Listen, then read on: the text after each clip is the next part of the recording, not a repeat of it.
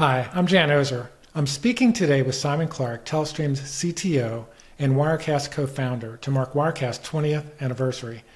We're here to talk about how Wirecast has evolved over the last 20 years and where AI is going in Telestream, in Wirecast, and in Vantage. Thanks for joining me, Simon. Very glad to be here, Jan. Thanks for having me. Oh, my pleasure. So for people who don't know, what is Wirecast? Wirecast is a streaming studio application, and it started off as a tool that you would bring multiple cameras in, you would bring graphics and pre-recorded video, and basically make a live show like we're making now. And we started that product in 2004, and here we are 20 years later. So what did it look like in 2004? I'm trying to remember. We were, I guess, in the video for Windows days or Windows Media days and Real It was Video Windows days? Media. We supported RTSP. We supported Real Networks. We supported Windows Media. And the state of the art in terms of graphics cards was Matrox graphics cards. And so it barely worked, to be honest with you, at the time.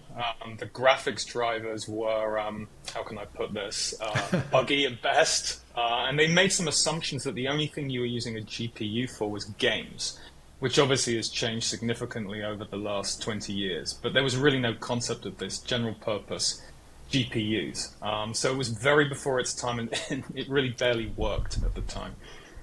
Okay. How is it, what are the major evolution points that you've kind of achieved over the years?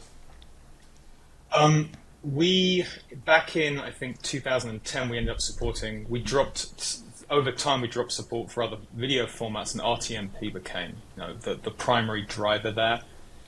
And H.264 sort of took the lead in terms of just getting data out of Wirecast.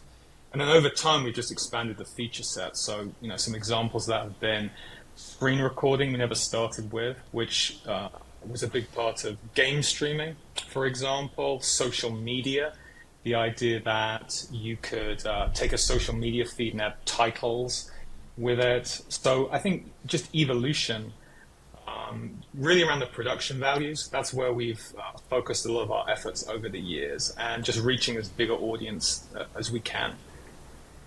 Okay. What did you notice around COVID? Did the market expand? Did the primary user change? I think, like a lot of companies in the communication space, when COVID hit and the lockdown started, our usage just went through the roof, and it was just everyone in a frenzy, just trying to navigate that situation. So Wirecast was a big part of that, as was a product we'd also written called ScreenFlow, which was a screen recording and editing tool. That was something that people were using for creating lessons in classrooms. There was a huge driver to that. I think that remote work is here to stay, but our primary user hasn't changed too much. I mean, we see house of worship, we see education being a big driver, and some business applications. So I wouldn't say they changed particularly. Obviously, the world has settled down post-COVID, but I would say that we're still seeing a similar user base. What's your sense of the extent of features that the typical user uses? So Wirecast has tremendous functionality. You can do multiple camera ins, multiple camera outs. You can do conferencing with some of your ability to bring people in from remote locations. What percentage of people use it just to send a live stream to a service? And what percent of people really use the tool to its fullest or even close to its fullest capacity?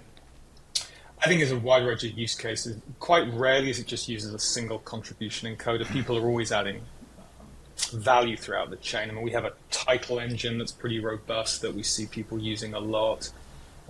The other thing that we've seen over time is the rise of people sending to more than one destination. So, for example, you can stream to YouTube and Facebook simultaneously. That's been one of the features that we had in Wirecast 2.0, going way back when, was the ability to send out to multiple destinations. And that's actually used more than we thought, that functionality of going to multiple destinations. So that's something that we see pretty good uptake for.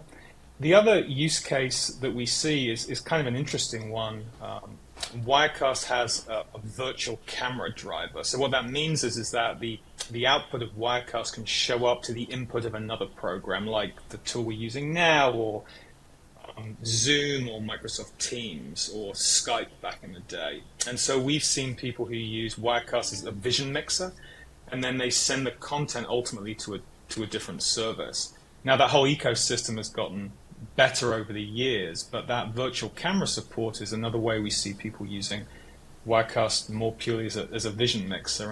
And then, another use case there is people sending the mixed output of Wirecast through a HDMI output, or a SDI output as well. So these are all interesting use cases, and I think Wirecast remains kind of a Swiss Army knife of uses for streaming.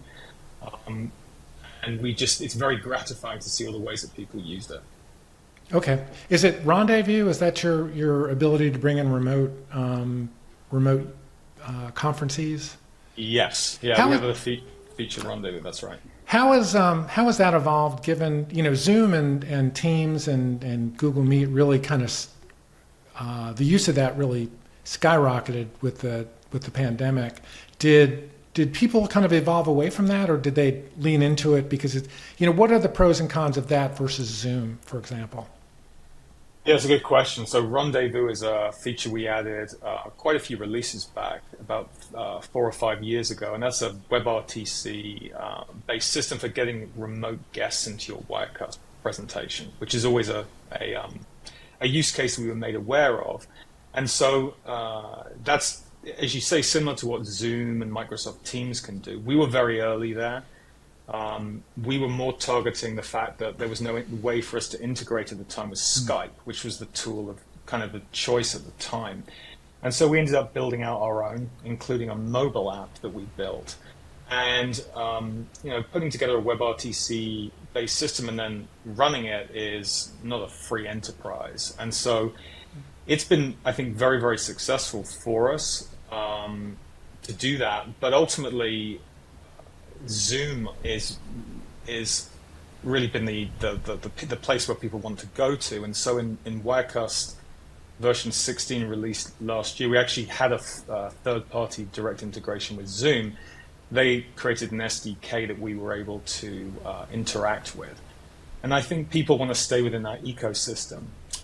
And then look on the Microsoft Teams side, they had an NDI integration as well. So NDI, the IP protocol, which was a great way to get Wirecast content into Teams. But definitely for the Zoom side, we've seen a lot of great uptake for that with people. People really like that integration because they're comfortable with Zoom. They use it every day at work, and so it's a natural extension there. So that's been very well adopted. When you talked about a vision mixer before, what is a vision mixer and what does that give me? So a vision mixer is this idea that I've got multiple sources coming into what was traditionally a piece of hardware. And those hardwares typically had a T-bar. And if you ever see a TV station, there's someone with a T-bar switching between sources A and B physically. And when we were designing Wirecast, we weren't video engineers in any particular sense. We didn't really understand T-bars. And so this concept of a vision mixer was really around how can we do it with a mouse? How can we skip between things? How can we make it very easy for someone that maybe doesn't come from that world? And I think Wirecast has been successful because it wasn't necessarily traditional. But a vision mixer is very much about getting different physical inputs into a surface where you can mix them. Okay.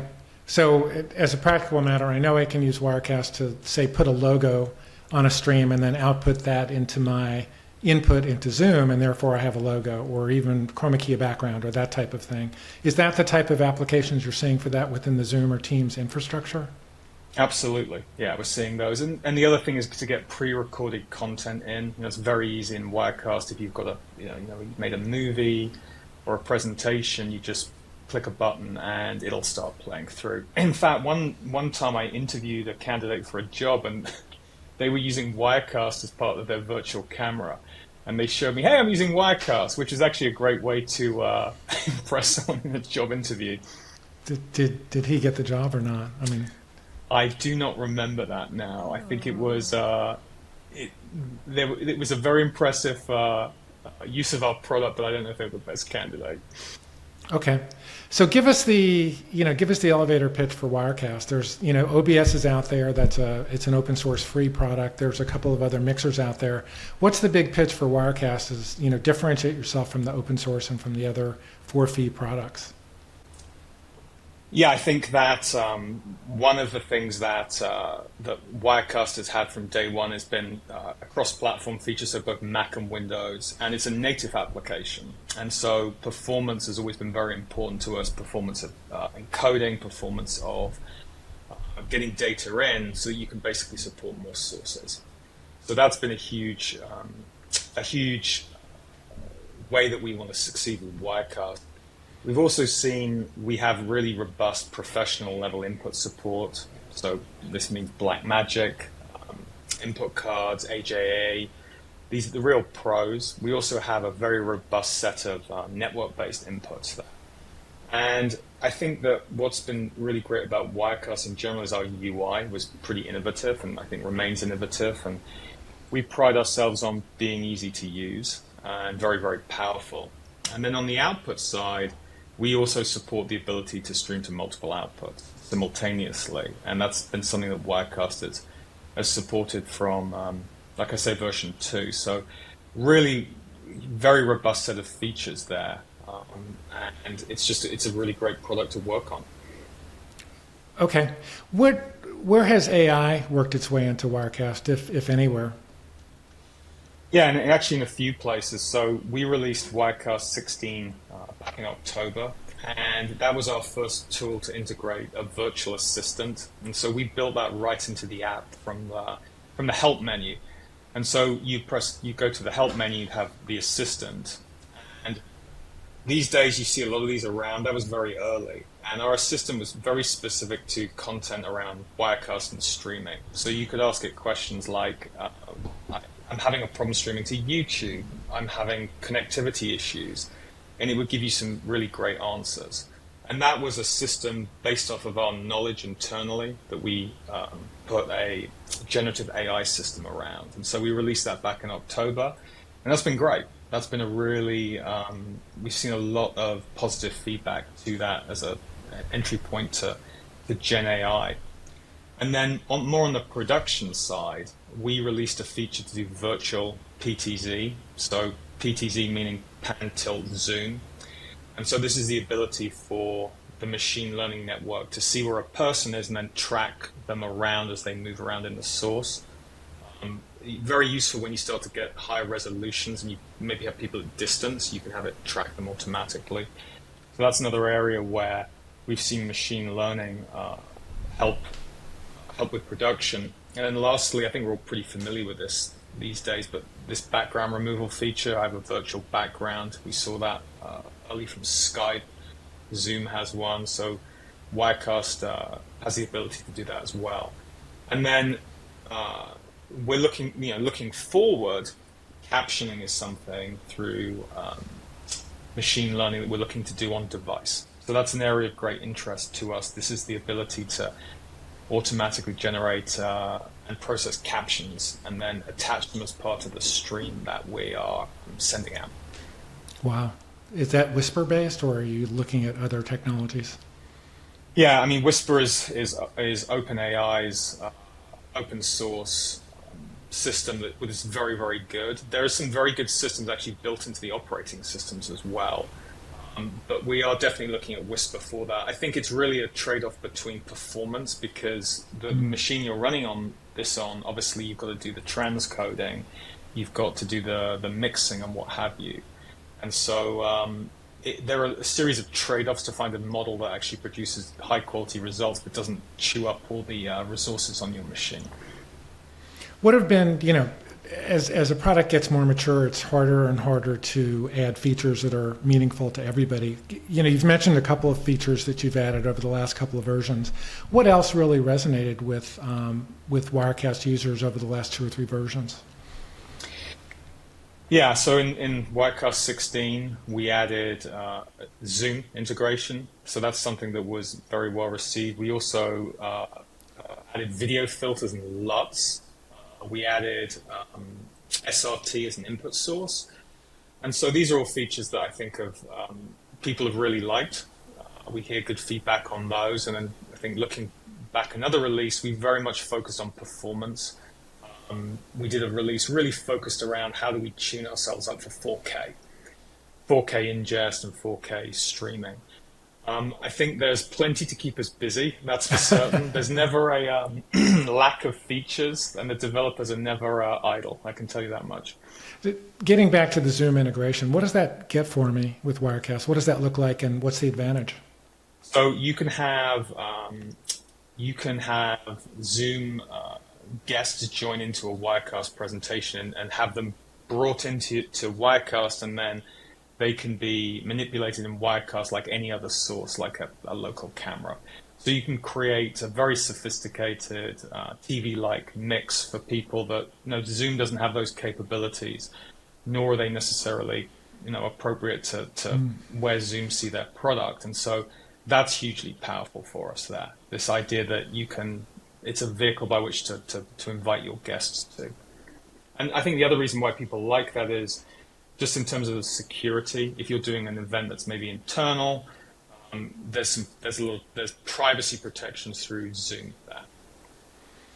Talk to us about the evolution of coming from being a lead programmer or lead developer on a product like Wirecast to becoming CTO of an entire highly technical product line. What is that like? I mean, you've got to step back from what you were doing day to day, and how do you find that you add value to a lot of the products that are out there in the Telestream ecosystem?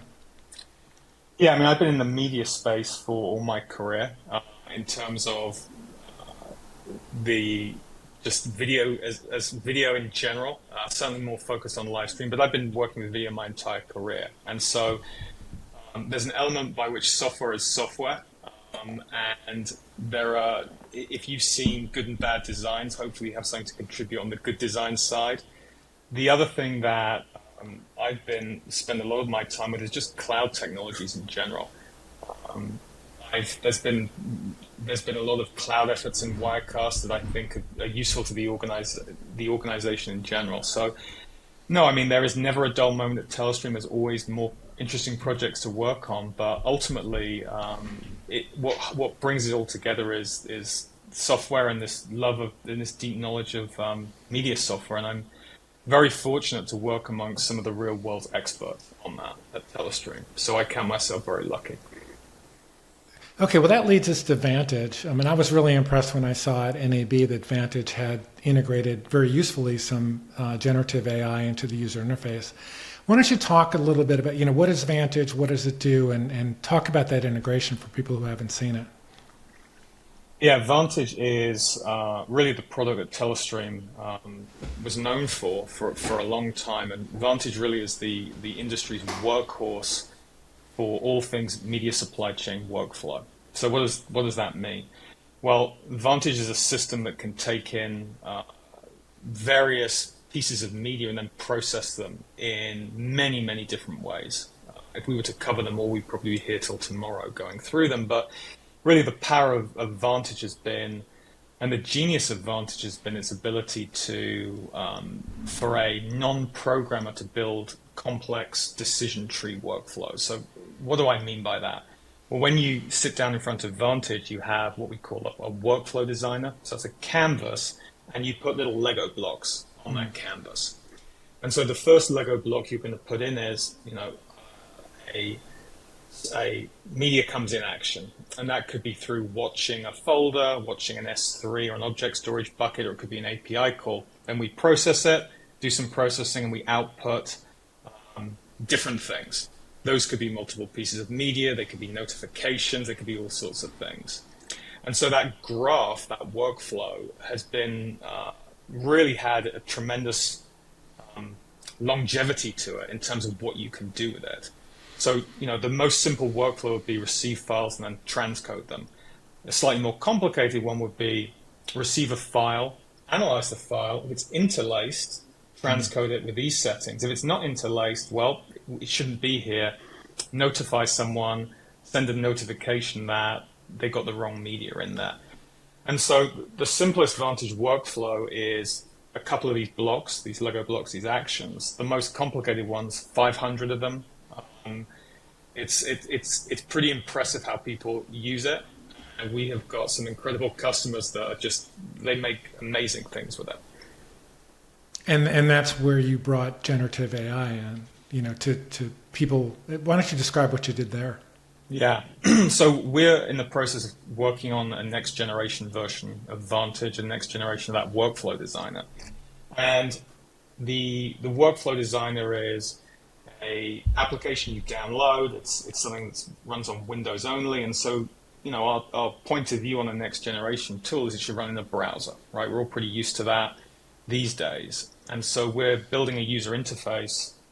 Workflow canvas is going to run in a browser, and it's going to be able to run both on-prem and the cloud in lots of different places. But you're going to take that canvas and make something. Okay. Now, where generative AI is helping, and what we've demonstrated is a co-pilot for operators. So the idea there is that we've got a little box where you say, please create me a workflow that does this. And so an example of that could be, the one I gave you, watch a folder. If the content coming is interlaced, send it through this path. If it's not, and you can write that in natural language, and it goes off and it generates the whole workflow. And then you get given did this do the right thing? Yes. If not, then you can either adjust the prompt and try again. So where our point of view on it is very much, we want to help Vantage operators move faster. And so it's not going to replace all the use cases for people, but it's a great way to get started. And it's a great way for a novice and a expert user very quickly both augment workflows and create new ones. So that's one of the generative AI applications that we're really excited about. The other one is more focused on existing Vantage users. So Vantage has been around for over a decade now. And so there are a tremendous number of these Vantage workflows out there. Some of those workflows were created by people who may not be with an organization anymore, or they may be very, very busy. And so there's a real body of these workflows out there. And another way that generative AI can help is you click a button and we can tell you what the workflow does in natural language, rather than you having to go, well, I think this does this and this does this, by kind of looking at the graph that we've created. And so once you have that natural language description, there's other things you can do with it. You can search against it. You can look for duplicates across workflows. So we're very excited about that as well. And again, the point of view here is really, how can we help an operator? How can we help someone that uses Vantage day in, day out, be more productive? That's very much the point of view we have around generative AI in general. So Vantage started out as a totally on-prem product, and then it moved into the cloud. I guess there's two questions there. One is, how challenging was that? Because you had to go from a software that you buy, you pay us a lump sum, or you pay us an annual, or a lump sum and an annual update fee, to a usage-based fee on the web. So it was challenging from a business perspective, but how challenging was it from a user perspective? How do I use the cloud? If I'm an on-prem Vantage user, how do I leverage the cloud capabilities that you've added? And then talk about the business side as well, because I think that's interesting. Yeah, good question. And so what I'm going to talk about is what we have today. So the Gen AI side and some of what we're working on. What we have today is typically you download and you install our workflow designer, you build out your workflow. And what you can do with it is you can send certain parts of your workflow to the cloud. And then they go to our service layer and they execute. So for example, you could say in Vantage, I wanted to watch this media bucket. Now, if the resolution is low or high, go and transcode it in the cloud and send it back down to me. So that's very much Vantage on the ground, orchestrating and bursting into the cloud. So it's really ground to cloud. So that's one use case we have for Vantage. And to your point around the business case, within that user interface, you can see what it's going to cost you per minute to convert that content right within the UI, which I think is very very important to just educate people on some of the costs of the processing there. So that's one way that Vantage today can work with the cloud. The other way is what we call a hosted workflow. And so what you do is you create your workflow in the designer, and then you export it straight from Vantage up into the cloud, and it runs entirely within the cloud. And so typically it would be either receiving an API call, it will be watching an object storage bucket, and when data arrives, it then goes through its processing, just the same way it would on-prem, and then it outputs in the many various ways it can, including to object storage. So those are the two ways that Vantage today works with the cloud. So 10 years ago, there was no cloud, so all Vantage was on-prem. Today, there is cloud. What percentage of Vantage users leverage the cloud capabilities, and how does that compare to where it was 2 or 3 years ago? What we're seeing, I think, around the cloud in general is the cloud usage is really a function of where the data is. So I think the idea that someone's going to send data from on-prem to the cloud to process it isn't something that we've seen much of at the moment. I think that typically what we're seeing from customers is they're really thinking cloud first, and they're putting the data as a first principle into object storage. Now, some customers are very much on-prem users, and where they're experimenting with the cloud is really around DR, so disaster recovery strategies of, can I spin up an environment in the cloud, keep that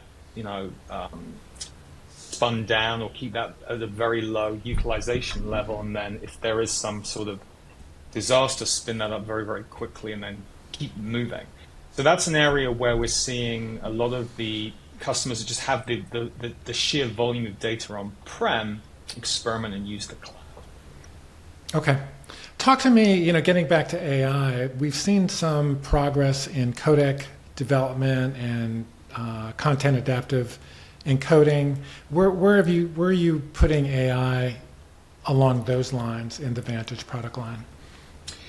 Yeah, so at Telestream, we are not a codec vendor. And so typically we will integrate with the best-in-class codecs.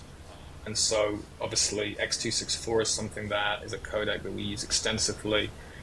X265, we were responsive for that project. And so we're very, very interested in what we're seeing with some of the developments in ML around, I would say, H264. I think, as you and your audience know, Jan, the idea of that you need a huge amount of momentum to create a new codec. We've been on H264 for a while now, and as much as a machine learning based codec will be a wonderful thing, the reality is the installed base of H264 is so large that there's a real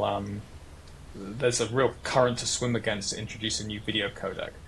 And so I think where we're going to see the benefits are rate distortion improvements through ML and what have you. So I think we're very, very excited to take advantage of that. I think the other thing I would say, particularly for our audience, is performance matters. Speed matters. And so if the trade-off, if a machine learning-based H264 implementation is going to take 5 times as long and only generate a 5 to 10% bitrate improvement, that's not going to be palatable to our customer base. And so I think as we see these develop, performance is going to be hugely important. Okay. Is that work that you're doing internally, or are you looking for codec vendors to bring things like content adaptive bitrate adoption to you? We would typically be working with a codec vendor on that. Okay. What do we see coming at Vantage over the next 2 or 3 years? What are the big improvements that you're working on now? Yeah, I think the big improvements we want to really improve the deployment models for Vantage. And I think the other thing I should say is, we talked about AI in Vantage. There are a huge amount of quality of life improvements we're adding that just aren't AI based. There's a huge amount of functionality, both around the creation of workflows and the monitoring of workflows. So you typically, you go through this process to create a workflow, but then actually monitoring them is another area where machine learning and prediction can help. So why can we give the user a heads up on slowdowns we're seeing that'll help them run their business better?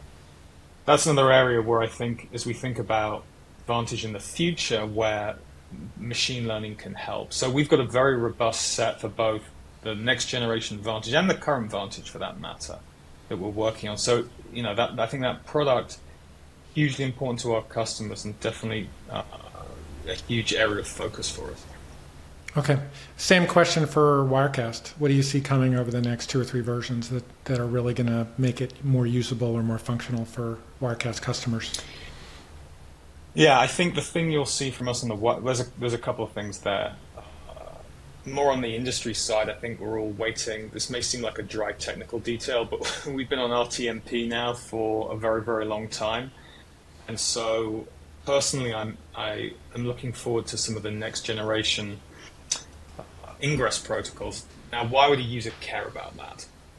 I think latency is important there, and overall quality is going to help when we move away from RTMP. And also more ubiquitous support for next-gen codecs there.